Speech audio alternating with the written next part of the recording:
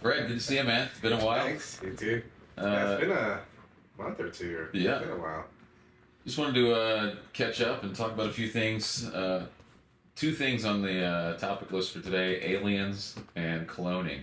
Oh man, We're going to talk about those two things. But aliens. That's a pretty hot topic. yeah, so if you want to kick us off, it's been all over the news lately. Even different big names have been talking about it. I mean, Joe Rogan, Matt Walsh, Yeah. Ben Shapiro. It's like everybody's talking about aliens. I know. And they released all those papers of alien Yeah, sightings. 2 years ago, the government kind of like opened up the books on, hey, these are how many different sightings we've had. Yeah. So I think we should talk about it. One, do we even think aliens are a possibility? Two, what does the Bible talk about aliens? Yeah. You know, so just do you think the idea of life outside of this planet? What do you think? Do you think there are? I definitely have an opinion. I definitely have an opinion. When I did that study, proving God through science, which is a lot of it was based on I don't have enough faith to be an atheist. Mhm. And Dr. Hugh Ross does a big study, a lot of secular and non-secular scientists. But when you look at there's so much to look at data-wise, because a lot of my friends will say, oh, there's got to be aliens out there. The universe is so big. How could there not be other aliens out there? It's like my science fiction side of me wants to be like, yeah, that'd be really cool. When I read science fiction, I'm like, oh, that'd be cool to interact with some alien species. But then I think the data and the science doesn't support it in that, like, if you look into the current, like, where we live on Earth, in this planet, in the solar system, I think there's over 1,100 parameters that have to be perfectly fine-tuned just for us to survive here on Earth. Mhm. And there's, 14 conditions for a planet to be habitable in the Goldilocks zone. And so far, we've only discovered a couple planets that had 3 of those. Only Earth has all of it. And if you take the probability of all the parameters that have to be in place, like even the size of the Earth, the thickness of the crust, the thickness of the atmosphere, the distance to the sun, the tilt of the Earth, the level of oxygen, the level of nitrogen, like all of it affects each other. All of it affects all the other parameters. I think the impossibility is 10 to the 50th. Anything beyond 10 to the 50th is an impossibility. Mm. And when you do the probabilities, it comes out to like 10 to the, I think it's 300 plus of just microbes surviving on other planets. And that's not even higher level intelligence life forms like ourselves. If you take that into account, things like 10 to the 1,000 something of higher intelligent life on other planets. Right. So the possibility of life being on other planets it's impossible, right? At least based on the actual science and data. Even though the universe is a huge place, but everything seems to point that Earth is the only place that has life. Right? So life meaning human life, or life meaning any kind of organism? I would say higher intelligence life that can observe. I mean, there is that theory of that if we do find life, I mean, we suspect that one day NASA's going to say, hey, we found life on Mars. There's even speculation that will tie into the Antichrist at some point, because how does he pull fire from heaven unless he's like an alien, right? And people think he's from another planet. But if they do find life on Mars, on the moon, which they may, but it's because I don't think people are aware of, every time meteors hit the Earth, that atmosphere and that dirt goes out into space. And so, a ton of dirt has like 100 quadrillion microbes. Right. That lands on the moon, that lands on the Mars, and eventually we might find life that originated from Earth that got spread out to the nearby planets or within the solar system that initially started here. So, Yeah, I think it really boils down to, so there's several people I've listened to lately about talking about it, and one is Richard Dawkins actually was talking about it recently, and they were asking, so for him, from the evolutionary mindset, does natural selection happen with alien life? And then he even answered the question, or what does he think alien life exists? And his answer was, I think it could exist, but if it does, they would never contact us. They're so far beyond us, and intellectually, that they would never actually contact us. I think it's one way. It's we can think of it. For us as a Christian he uses worldview. aliens as a scapegoat too, though, because Yeah. he was asked once, after seeing all the evidence for intelligent design in life, Yeah. well, how do you explain that got here? I'll And his say it. answer is, well, there could have been a higher level society somewhere else in the universe that came here and deposited Yeah. that life. Which It's that like, right there is the first cause. right? Yeah, it's Or like, the well, how do you argument, the explain? uncaused cause. Yeah, how do you explain their Right. first beginning? Yeah, Exactly. sorry to No, but I interrupt think you. it's really with two worldviews. One is from the creationism, and that we are a finely tuned universe, Yeah. and sort of the teleological argument that everything is designed, has a designer, and I think so. What There about that? is a sort of a desire. I think there's a sort of a cultural, Yeah. desire. People want something else. It would be cool. I mean, it would be kind of interesting, right? Yeah. Something like Star Trek, something like Star Wars, Right. right? It would be kind of cool. You have like Elon Musk saying we must become a multiplanetary species. You have Yeah. this sort of like culture. Everybody wants to, Yeah. just find something out there, and there is all these videos. So let's talk. What about that? The verse in the Bible though, where Jesus to die, does that So play into yeah, I think any of it? that is so. Hebrews 7:27 does so biblically. So let's talk about biblically. Do we think? I mean, because what you're saying is something that we believe in. So like, for example, we believe in a different dimension to have a Christian worldview. For us, we know there's life out there. Yeah. You know what I mean? Like, Yeah, so there's the spiritual maybe, realm. So maybe heaven is a physical place 5 galaxies from here. We're not sure. Or maybe heaven is just in a different dimension on this earth. Like we don't know. So it's Yeah. like, but we do believe in a different reality. We do believe that life continues on to exist Afterwards. not just afterwards, but there's life existing right now outside of the time and space Yeah. that we understand it. Yes. So for us to begin to think, okay, is there life out there? That actually fits with the Christian worldview more than it does with Yeah. There's life with out there natural that we selection. can't see. Right. Like Yeah. we believe, there's a great cloud of witnesses watching us. Like we believe right now God sees, your heavenly Father sees what's done in secret, and God is watching us. The Holy Spirit is with us. He's present everywhere. So And finding animal life, finding microbes on other planets would not detract from the Bible. It wouldn't make the Bible invalidate the Bible in any way. definitely not. I And think finding human life on other planets may contradict. But see, I don't think Or soul-based, or sinners, really, sinners, Yeah. soul-based sinners. so. Like the things that we've seen documents of, like we're saying. So the evidence that we've seen of unidentified, life forms is, for example, the estimated speed that it travels. For example, like there's been 2,000 documented cases of UFOs entering our atmosphere. They travel the traveling. They're saying they travel between 5,000 and 25,000 miles an hour Yeah, with no So- no sonic boom, with no sonic boom. no heat wave or ripples through the Yeah. air current.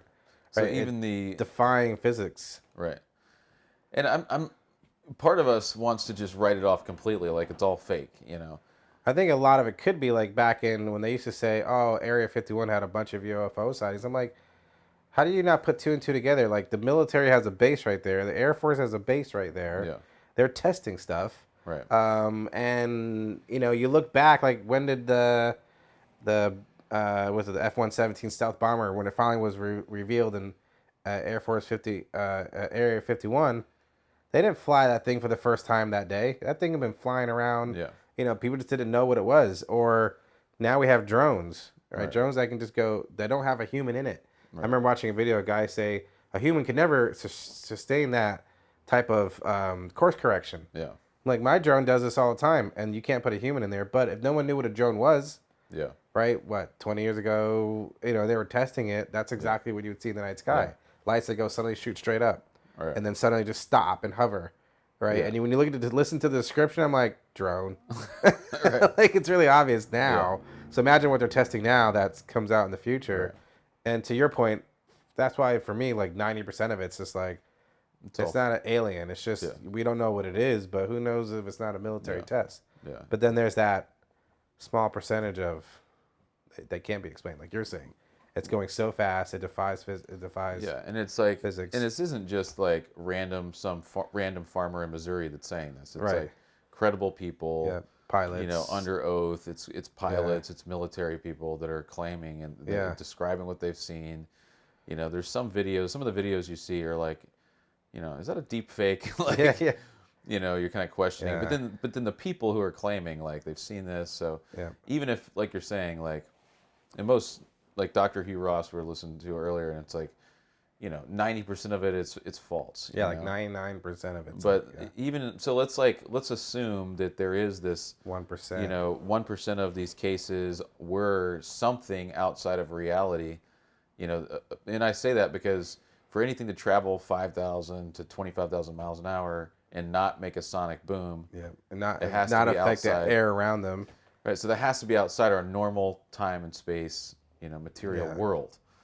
And I think if you're not Christian based or don't have a biblical view, you might not agree or be aware of that there's spiritual realm, that there's other dimensions. Like science has proved that we live in at least a 10-dimensional universe. Yeah. We only experience 3 dimensions plus time, but indirectly they've proven that we live in 10 dimensions. We just can't interact with those other 8 or 7. Right.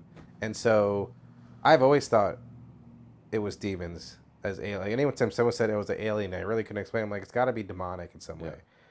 Either, and I think it's getting more now because Dr. Chuck Missler used to talk about this, that the Antichrist may, and I mentioned earlier, we may think that the Antichrist is from another planet. Right. And so now let me use my demons to set up that belief of alien life, right? And that's would be something that might unify the whole planet. Right. Like how would you get one person to unify the whole planet under them? You know, yes, they come from that's a speculation, right?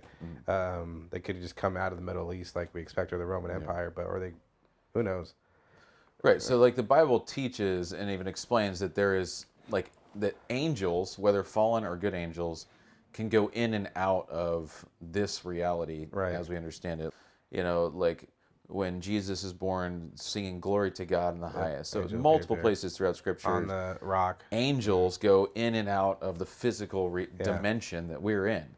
So to think that there's some kind of like possibility that there's some physical thing that can defy the laws of nature as we understand them, like traveling 5,000 miles an hour without a sonic boom, you know, is not outside of our worldview. Yeah. Because a demon could easily be doing that. Yep, and that's why it's easy for us to understand it, because we're like, that's spiritual, or it's from the other dimensions we can't interact with and see. Yeah. That can enter ours, like you're saying. So if angels can enter our dimension, fallen angels can enter our dimension. Right. Which is another point would be, you know, like, so the statistics, I can't remember exactly, maybe you can remember, Dr. Hugh Ross brings them up, but about, like, there's more sightings in areas where there's more demonic presence. So, like, you know, those who are into the occult, like a for 200% or 200. Yeah, like the actual science, when you do when you look at the sightings, you know, things like Central America, South America, where the occult and different, you know, where it's more occult, you get more, like 200% more sightings in than you would in an area that's you know, more of a belief in God, for example. And he's got a book. There's a book, it's like Nights in the Sky of Little Green Men or something like that. Lights in the Sky, and it goes into like if you are seeing what you believe to be alien like phenomena, like I think in the book it's like you start following God and believing Jesus and pray, and you'll notice all those things to go away. Yeah. Like. Yeah, I mean. And then there's a encounter of the first kind, encounter of the second kind, encounter of the third kind. First kind is what, like far away? Yeah, so they basically have 3 different levels of documentation. The first documentation is within like 500 feet. You see the thing. Yeah. And then the second kind is like a lot closer. Yeah. But you don't interact with that, right? Right? And then the third kind is where you interact with the thing. And I think they say that Dr. Hugh Ross did a whole study on this, right? Anyone who's ever got to the third kind doesn't survive. Right. they die. They don't make it through that encounter with that. Basically, it's a demon. Right. Yeah. So yeah, I don't think biblically that the Bible would support an idea of there being human life created in the image of God. It's because humans are distinctly created, Yeah. different from animals, and I don't think there's any kind of Yeah. In that book is that Jesus possibility. wants to die in one place for all sinners. Yeah, so 7 Right? Hebrews Something like 7 once for all 7:26. Such a high priest truly meets our need, one who is holy, blameless, pure, set apart from sinners, exalted above the heavens. Unlike other high priests, he does not need to offer sacrifices day after day, first for his own sins and then for the sins of the people. He sacrificed their sins once for all when he offered himself. It's like you'd have to have sinners. If there was humans on other planets, he died for them too. But it's like it'd be weird for him to die here for people over there. You know? Yeah, I mean, It's like it'd have to be a sitting type of life, higher level life that sins on another planet somewhere. And it's like, oh, Jesus died for you on planet Earth. Right? And so that wouldn't make any sense. Yeah, I can't figure out biblically how. But human animals, life you're could right, because exist. animals are like more like machines. They don't have the Yeah, soul like a human machines. does. Yeah. Yeah, Or highly sophisticated, biological machines, I think, than a human is. A human is a biological machine with a soul. yeah, which brings up another good topic, but Yeah, so to wrap up, so do I think there's aliens out there? No. Do I think there's alien sightings and phenomena? Yes, but they're not caused by aliens. I think they're caused by demons. And I think if you believe in God and Jesus and the Bible and you understand that there's a spiritual realm, then it's easily lines up, right? And if you look at the way the world's going in our less moral, more evil direction, yeah, more alien sightings just seems normal to me. Like, okay, there's more demonic sightings. Right now, it's just in our faces everywhere. right. There's the museum, Minnesota, Art Museum in Minnesota just had a family kids day. I think I told you about this. I don't remember if I told you. Where they were like, oh, come look at plants and gardening, which sounds pretty fun or okay. And then the next paragraph is that somebody that goes by a they is performing demon summoning for kids and family. Yeah. Summon your favorite empathetic demon. They're going to create vessels to summon your demon into, and figure out what demon is that you that aligns with you. Yeah. So they're literally having a demon summoning seance for family and kids Right. in Minnesota. Right? That's just it's just in our face now. Yeah. And it's interesting that demons typically associate as more than one, right? Us and they and them and legion. And this person that's hosting it happens to go by they. Wow. Which I just find, for me, I'm like, they're probably possessed, showing other people how to get possessed. It's scary. Yeah, it's definitely debased, sort of, it's like Romans 1, like basically they hands them over to a depraved mind, we're in this time of, people aren't thinking clearly about just the normal things. But actually it appears very righteous. I just read that this morning. An angel, Satan oftentimes basically masquerades as an angel of light. So it comes across as a friendly event, or some kind of civil rights issue that, hey, we need to protect, the gender affirming care or something. But I know I'm saying stuff. I'm like, people watching the video, like, it sounds like we're making up this stuff. It's like, do a Google search, look up Minnesota Art Museum in Minnesota demon summoning. You'll find it, right? Look up even the microbes. Look up Dr. Hugh Ross. Look up the probabilities of finding life on other planets. If you actually do the research, look at the parameters the parameters that align to make life possible on Earth. If you look at the data, like nothing, like life can't exist elsewhere, and if it does, it's probably originated from Earth. Yeah, and has been. That's kind of the thought that I'm bringing together, even to answer the question, cloning. Can we clone humans? But when you think about like Genesis and our worldview, that God created the heavens and the earth, that the earth is basically finely tuned to exist, with the even Jupiter shielding us from Yeah. meteorites, and the sun being just, can't be moon being further just away. right, The yeah. moon, the tides, the days of Everything. the earth, the sun for the day, the moon for the night. Like God has finally tuned our cosmos, and Yeah. So that being said, like I think that in itself, and even the image of God. So if you look at what is the image of God, part of the image of God is definitely for us to rule over the animals, the plants, sort of. So He's given us this earth, as human beings created in His image, right? So there's not just some random life community outside, on some other Yeah. galaxy, right? So it's like, the heavens declare the glory of God, Psalm 19. The heavens are there just to point to Him. So it's like, Yeah. within the Christian worldview, human beings exist here. It's not to say that there isn't, some molecule or cellular Yeah. structure on the Non-higher moon that's life, yeah. like that could certainly exist. But human beings are unique in that we are created in His image, and we have distinct purpose.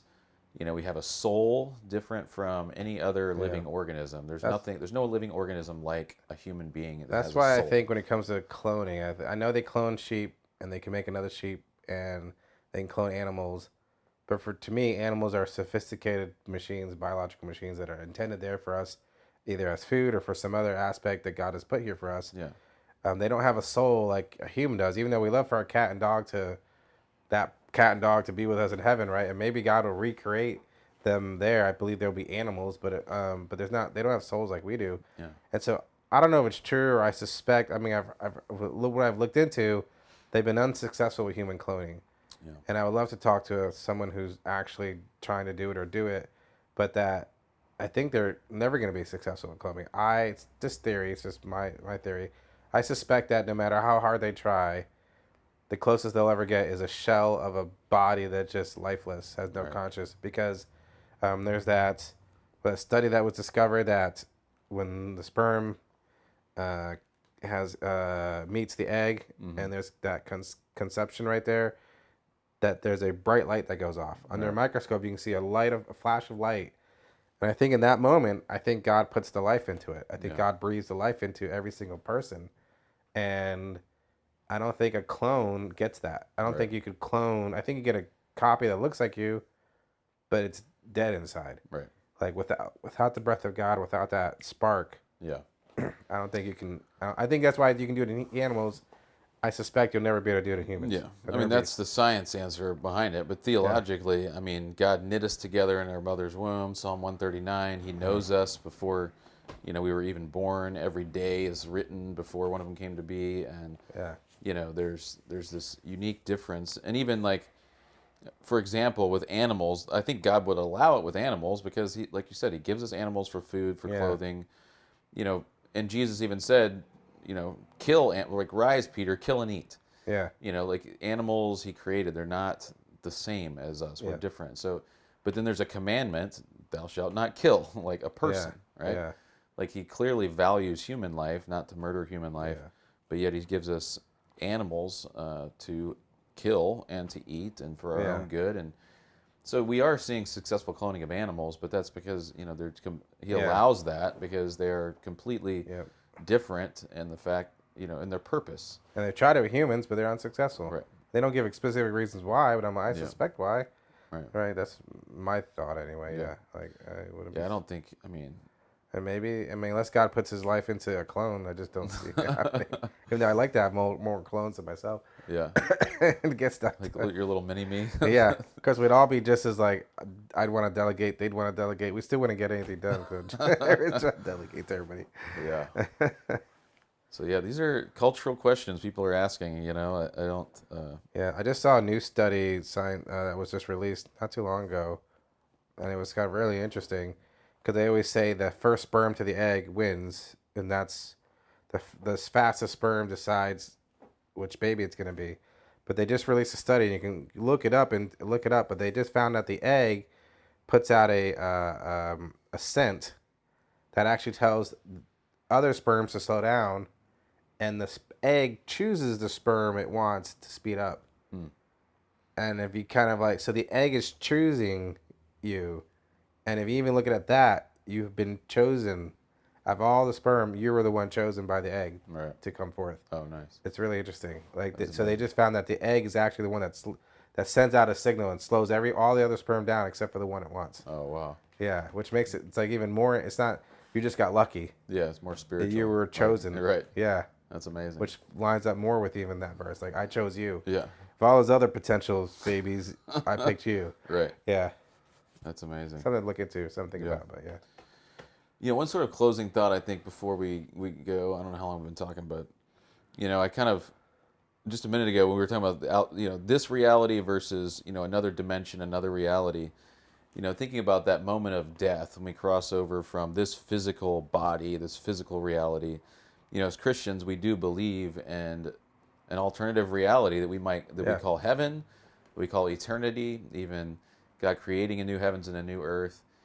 And as we were talking about, I was reminded of like just information, for example, like we can communicate with China just with a phone call, Wi-Fi, you know, or satellite, yeah. You know, and you think about the information that's stored in our DNA, with you know, like of who we are, you know, like we exist as people, and you think of, you know, like it makes sense how like to be absent from this body, we could immediately be somewhere else. Yeah, You know, you put if heaven is, let's say heaven is 5 million light years somewhere else, we could immediately be there because of the information that's stored. There's no math. Yeah, you put 50 gigs of data on a USB stick on a CD, and it doesn't weigh anymore. Right. It's just information.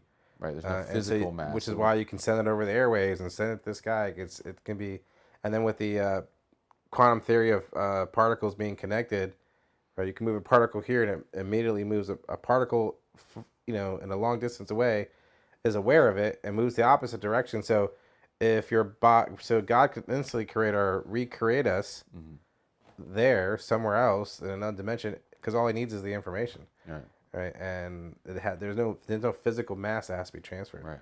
And to be absent from the body is to be present from the Lord. Yeah.